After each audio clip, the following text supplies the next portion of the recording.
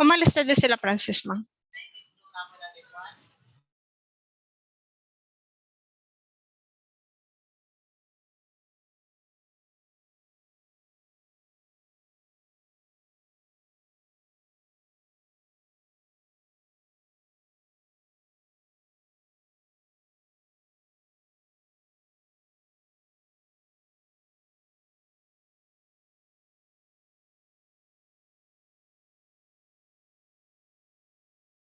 Excuse me po, ma'am.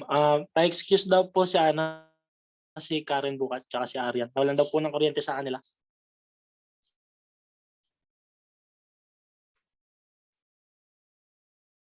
Ma'am. Yes, baby.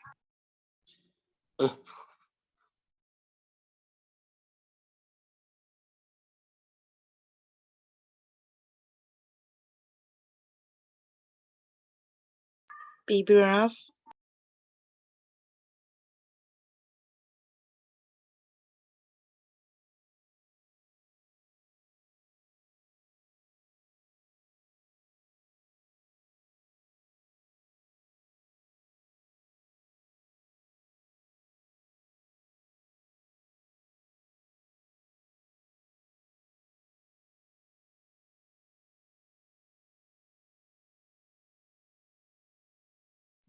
Nakamute ka po, ma'am.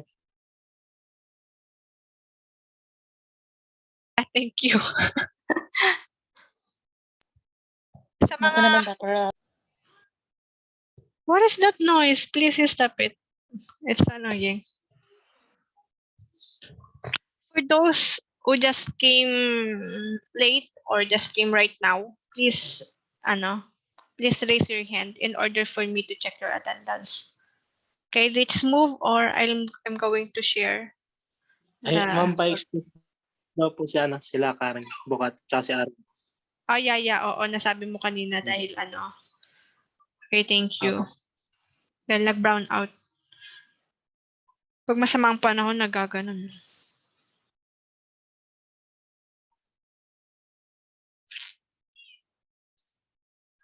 Okay, let's move on. Large scale na tayo, di ba? Yung kanina, sinabi nyo kanina, pinapalaki. So, hindi yun sa immersive. It is in the large scale. Given their interactive nature, most works of installation art are large in scale. Okay, their sizable statures enable the viewers to become completely immersed in each large-than-life environment. Okay, so halos magkasama itong immersive in large scale. Okay, we can experience the immersive of that artwork if it is in large-than-life environment or in a large scale. Janice Bain is here. Okay, I do not know if I already... Oh, nakapost pala yung ating Sino yung kapapasok? Janice Bain. Okay, bago tayo mag-start, sino yung mga kapapasok? Maliban kay Paul Christian and Janice, yung mga kaninang wala. Me po, ma'am. Okay, Jansen Narvas, thank you.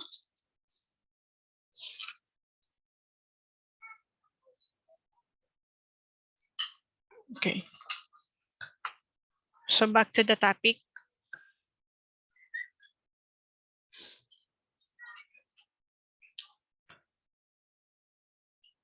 So that is large-than-life environment or what we call large scale. Okay, in many cases, it even allows them to sit, stand, or walk through it because of a larger scale or a distinctive capability not commonly found in more traditional forms of art.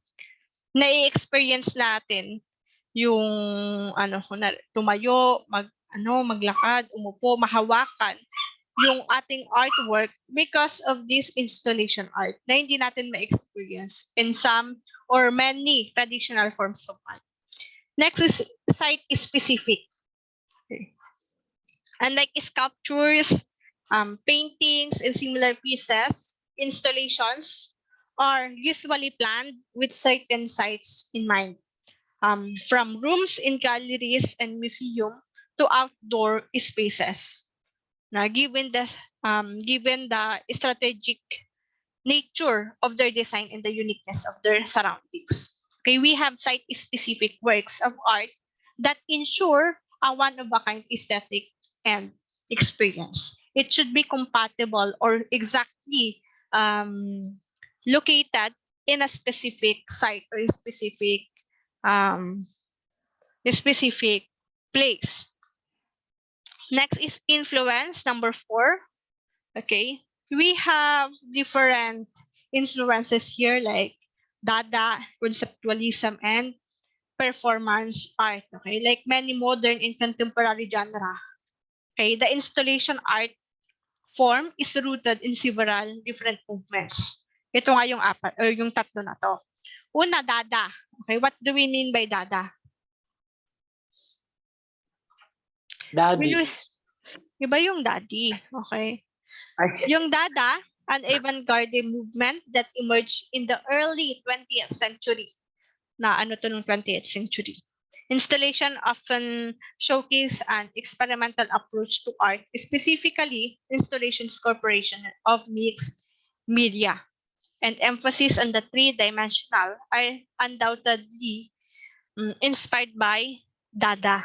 Okay. Ito ng mga ready-mades and assemblages. Okay. Kasi ito yung tinatawag nating Dadaism. Okay, ano ba yung sinasabi nating Dadaism? Okay, this is as what I said a while ago. Okay, from the early 20th century. Okay.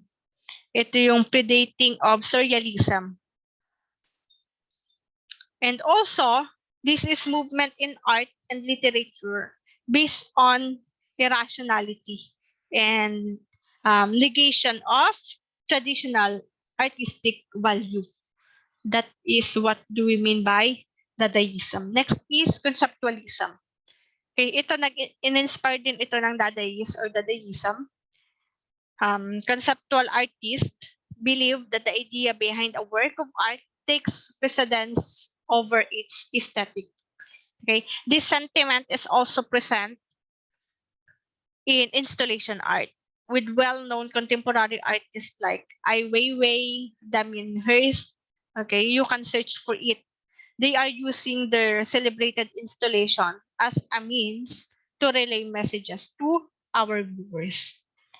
Okay, sabi nga ni Weiwei, as a person, I was born to give out my opinion. Okay, by giving out my opinion, I realized who I am. Lastly, performance art. Okay, while performance art, a practice performed before an audience, okay, prepare na siya before makita pa ng mga audience. It may seem dissimilar to installation, a form of fine art. The two movements are linked by a key artistic and creative and conceptual use of space. In both cases, artistic find innovative and inventive ways to reinterpret and reimagine everyday environment. May napanood ako dati, example ito ng installation art. Yung tao, di ba, may kumbaga para siyang pinaint yung buong katawan niya. Para siyang gold or silver, ganun yun. Iba-iba. Then bago pa mag-umaga, prepare na nila. May ini-install sila na mga na uupuan niya na nakatago sa coat niya tsaka sa mga damit niya. Pero pagkakita ng mga tao, nakatayo siya tapos gumagalaw-galaw siya. Yung pala, akala nila para siyang umulutang sa ere, nakahawak lang dun sa may baston. Ganun. That is an example of performance art. Carmela Calizar is here already. Since na-accept ko naman yung kanina. Okay. Let's move on to the Philippine traditional motifs and craft. Okay. I am expecting that you can acquaint with different Philippine traditional motifs and craft by giving you an example or examples of indigenous Philippine arts and craft. Analyze how line was interpreted and utilized in traditional craft.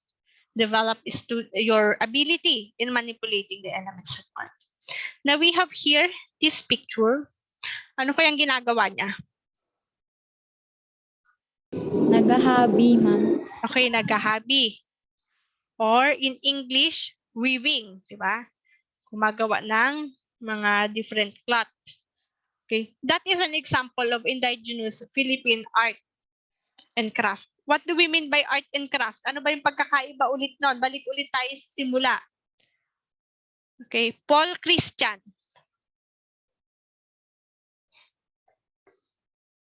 Paul Christian.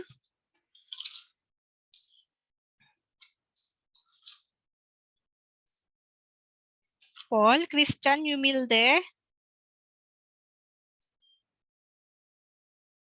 How are you related with John Matthew? Paul Christian. Paul. How are you related with him?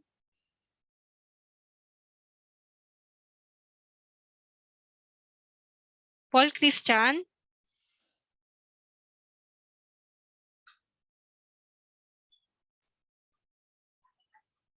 Okay.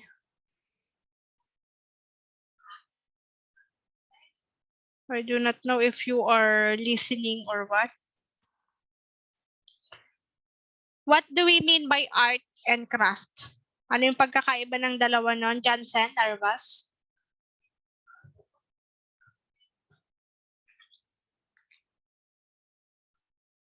Jansen?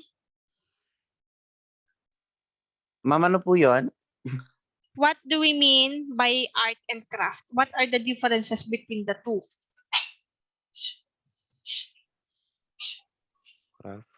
Ano po yung art and Craft. parang parang artisan at parang artisan at artistic yun, ma'am. Oo, yeah. Yung artist, okay, yes. Yung ma'am, yung artisan, parang yung mga gawa ng mga madam, yung mga like ano pa yung like filmmaking ganun, madam. Yes, correct. Pero, Then yung artist madam, through painting ganun, madam. Okay, very good. Thank you. Correct. When we say artist and artisan, yung binanggit mo.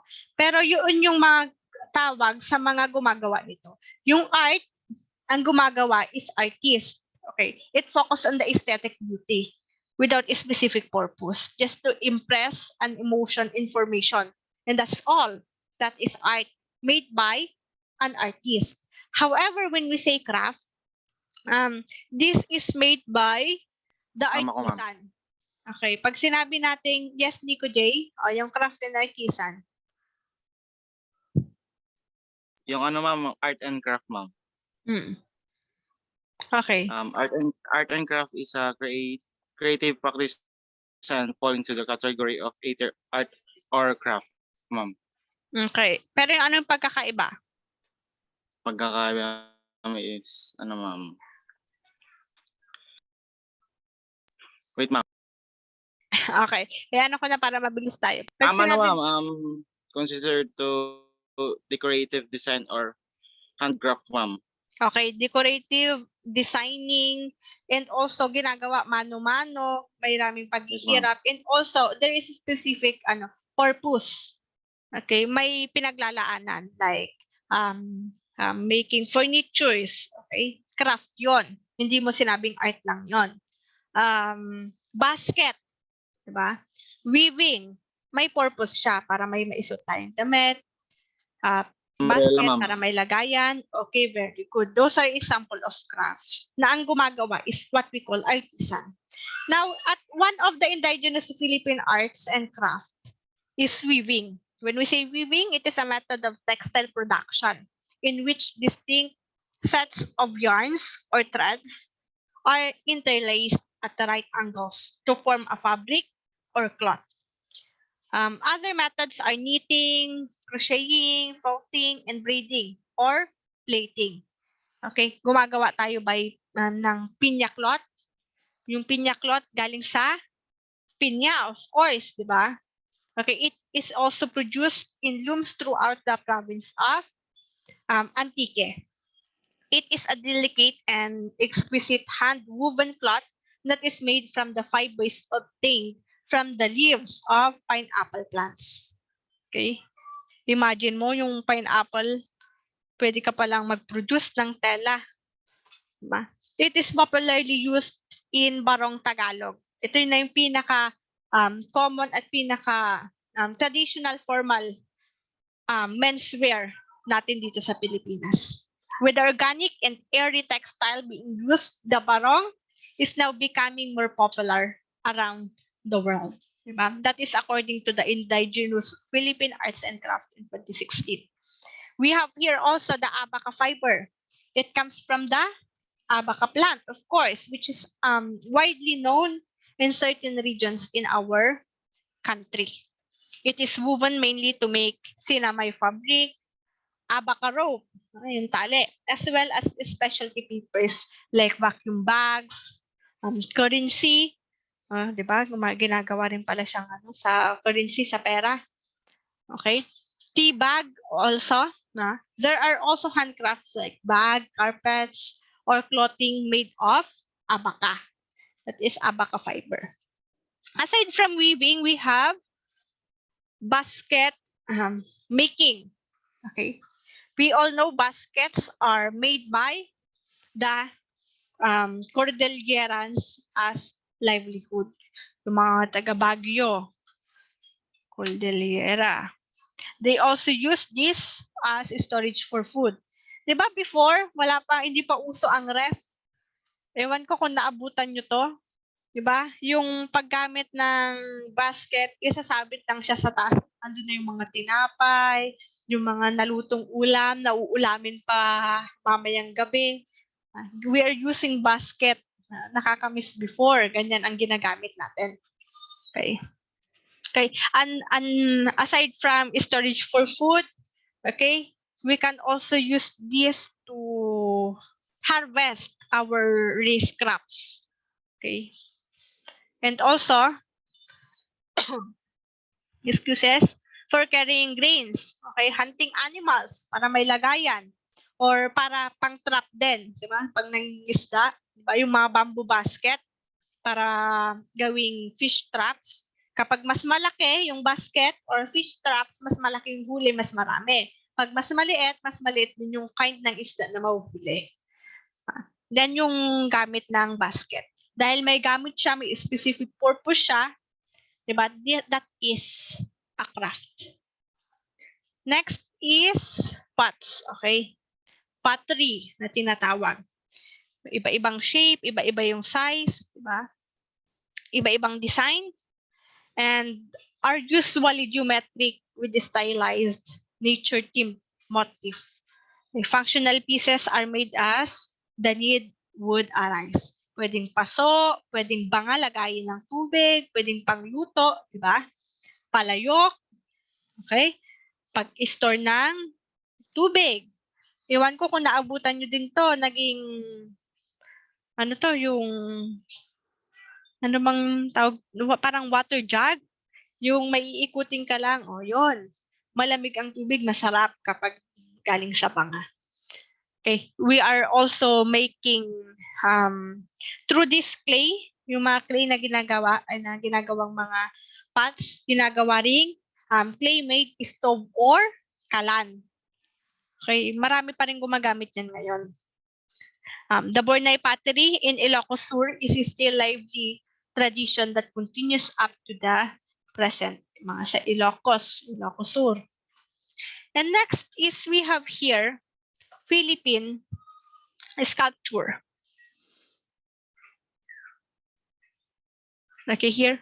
And one of the Philippine sculpture that is most familiar to us as Filipinos is wood carving. Okay. Maraming nagtatanong, art ba siya or craft? Kasi pang design lang naman siya. Okay? Both, pwede. Kasi, okay, mano-manong ginagawa. May pag masyadong mahirap, mabusisi. So that is also a step in craft making. Okay. Here, it is made, okay, wood carving is applied in making what we call anitos for the Catholic. Mga anito, mga santo, di ba? Mga statues, ganon. And also like this one, di ba? Okay, mga iba't ibang ano natin. Wait lang, Joy Ann Gapasen is trying to enter the room. Gapasen. Kung tingnan ko, andito siya kanina. Okay, accept ko na rin siya.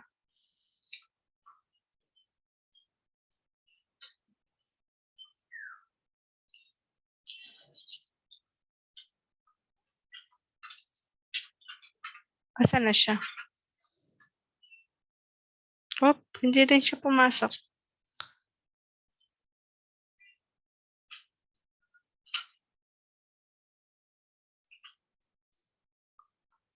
Hindi rin siya ano.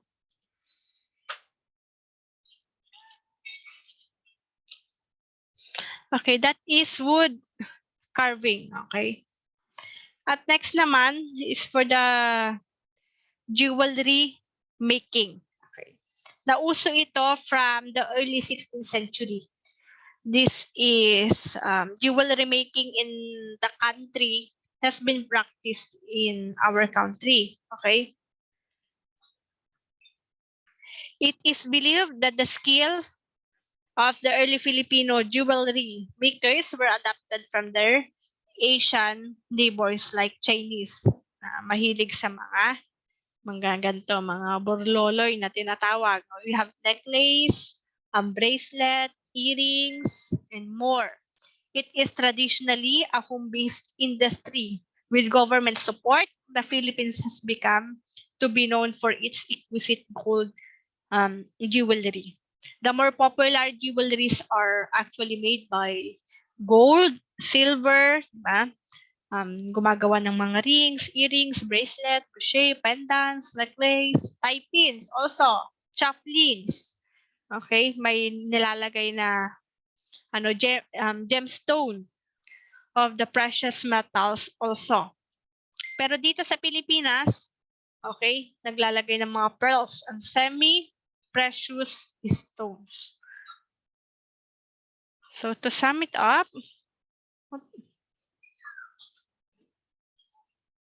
okay, we discussed the installation and Philippine traditional motif.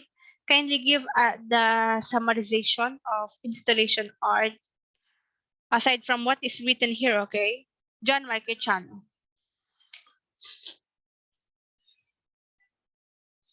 John Mark. John Mark. Wala, gusto nila atang magtagal. Na-stop si yung sharing ko? Opo. Okay, sorry. John Marquechano. What do we mean by installation art again?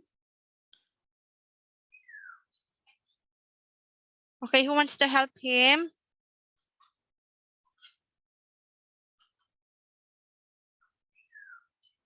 Wala kayong natutunan?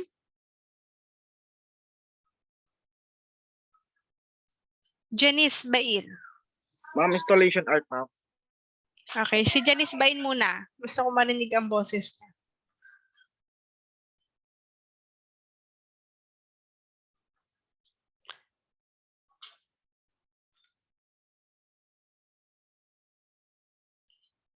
Janice Bain? This is also part of your participation. Take note of that. Attendance, participation, values, or 30% of your grade. That's why Tama you ko, have... ma'am. Who's that? Nico, ma'am. Si Nico ulit? Sa Opo, ako na dami lang, na ng participation niya, bumalik na sa 0. 100 na sana. Eh, nag-recite ulit siya. Siyempre, hindi na pwedeng mag-excess sa 100. Balik Ma'am, na sa zero. 101 na ulit, ma'am. Okay, Nico J, what do we mean by installation? And kindly summarize it. Okay. Installation art is a modern movement characterized by immersive, ma'am, Okay. larger than life work or of art. Yun lang, ma'am. Yun lang? How about Usually that? installation art create this of a specific location, ma'am. Location. Okay.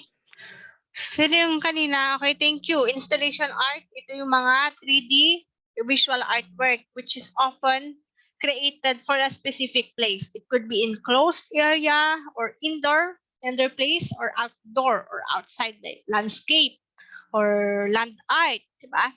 And there are types like mobile, okay? Ito yung remountable, permanent, okay? Fixed na siya. We have ephemeral, that is just temporary. And in order to create a good installation art, we have to consider the different characteristics like immersive. Sinabi nating immersive, the physical interaction with the viewers, okay? How you invite individuals to view art from new and different perspective. Large scale, you are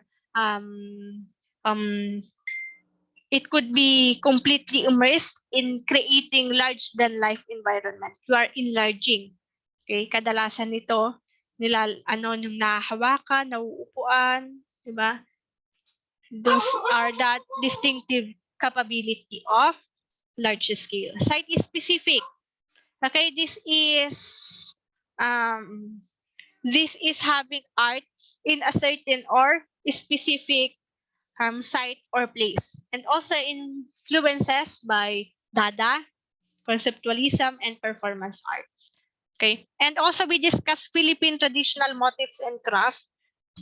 What do we mean by this?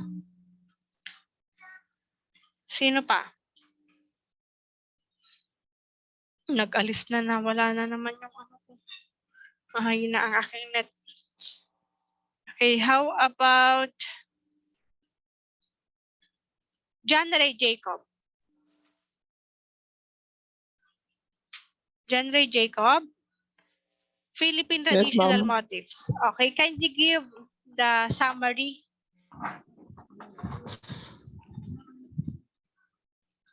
Summary of Philippine tradition, ma'am. Um,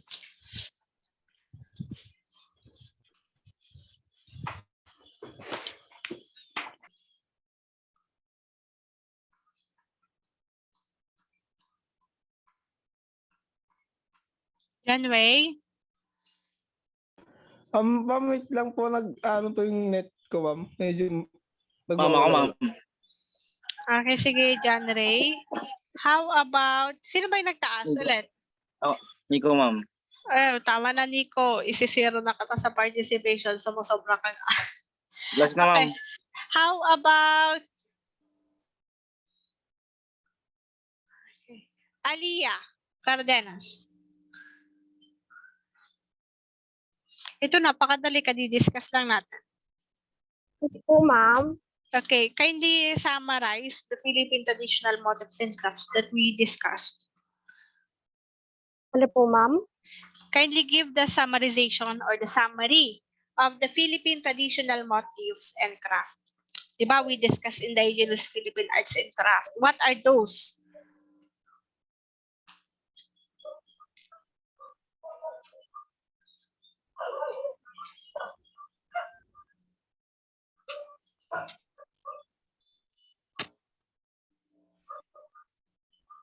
Aliyah? Yes po, ma'am. Okay, go.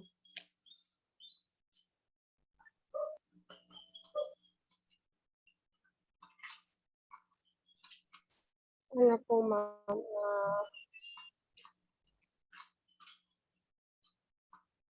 Ma'am, yung mga pottery po. Okay. Those are the examples. Wood carving po. Hmm. What else? Um,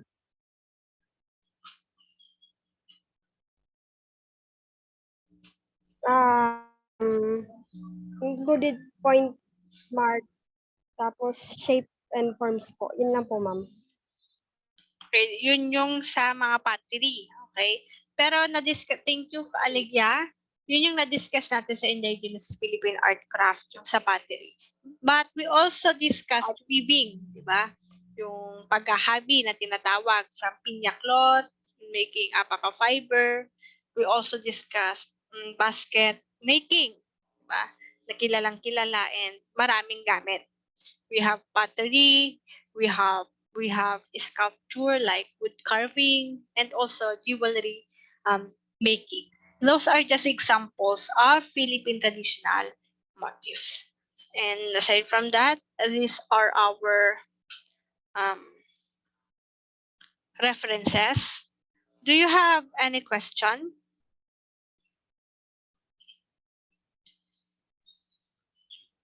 No, wala ma'am. Okay, again, everybody open your cam. Thank you. Open your cam, everybody.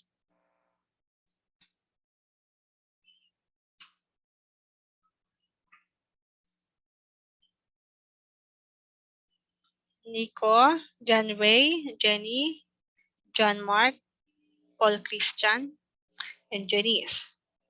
Okay, yung mga iba hindi nakasama sa picture kanina. Let's, picture ulit. Everybody open your cam.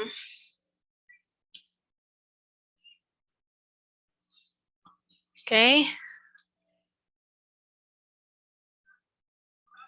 Paul Christian, John Ray, John Mark, Paul Christian, and Carmela, please open your cam. Since not everybody here have joined the picture or screenshot a while ago. Carmela and Paul Christian, please.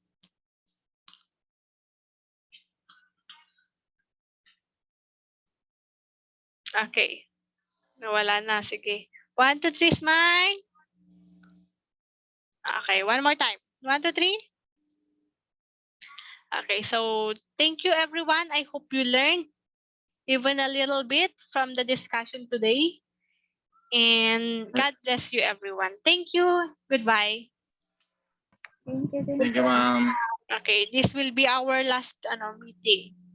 Okay, thank you again. Goodbye. Mamimiss kita ma'am. Bye-bye. Thank you, ma'am. Charot. Good luck sa exam ha. Bye-bye. Ma'am, paano mo po ginagawa yun? Yung alin? Pagiging Pagiging maganda. maganda daw. Ay, simple. Ay. Wala, nagpapapangit na ako Tama ka ng bakit hindi nawawala. Tama ka na talaga. Tama ka na talaga. Mga ano kayo, binobola nyo pa ako. O sige, plus 100. Eh, baka Nico yan. Oh, Miss Ning. Charot. Okay, goodbye. Okay, ma'am. Thank you.